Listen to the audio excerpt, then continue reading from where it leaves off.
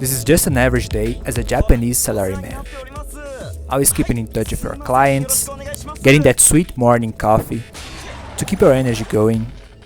You know, just the regular stuff, that everyday grind we all know about.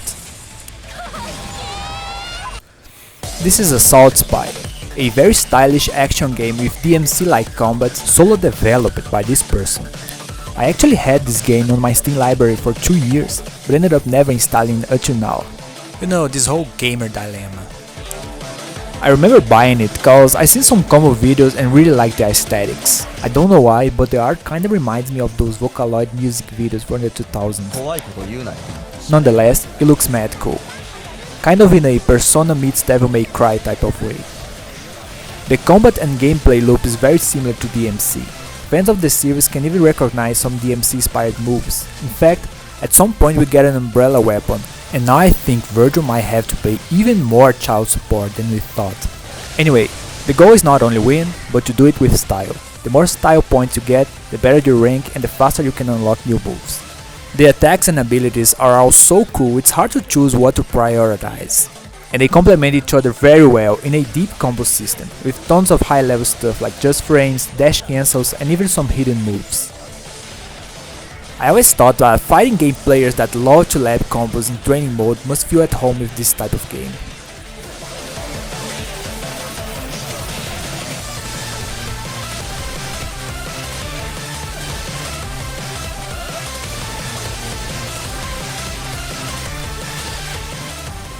Also, I really love the funny little details like the names and descriptions of the attack referencing the corporate world.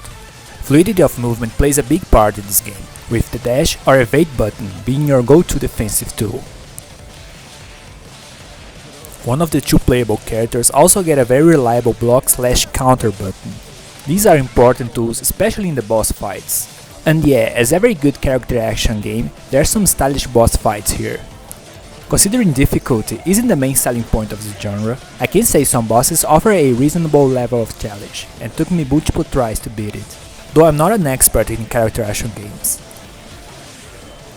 The boss fights are fun though. You definitely cannot mindless attack and try to land your sick combos on them for free. In this game, you can play as Asaru, a professional spy disguised as a salaryman with his sidekick Kanoko, and Amelia, a CIA agent. Both are trying to infiltrate a mysterious robotics corporation where strange things are happening. Each playable character has his own storyline, and it's not like two POVs of the same story, it's two completely different ones, using the same setting, characters and levels.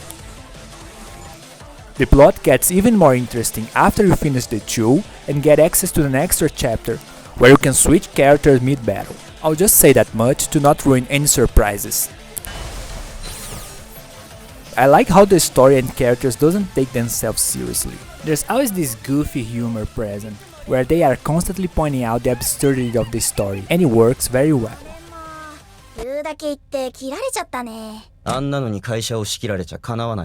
Even with Kanoko, who I found annoying at first, and even the game recognizes that, I started to like her, as there's this running joke where she's constantly trash-talking Asaru, with every single little opportunity she gets, and you gotta start respecting the effort at some point.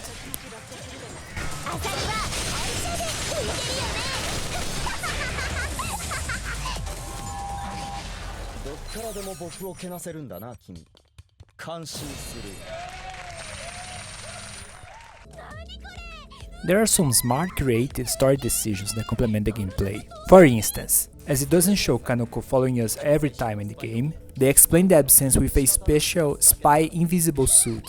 I think it's nice that the dev thought of small details like this. Other than story mode, you get some extra stuff like the deathmatch, which is a survival mode similar to DMC's Blood Palace, and also a boss rush mode when you finish all the story paths. Now about some of the technical stuff.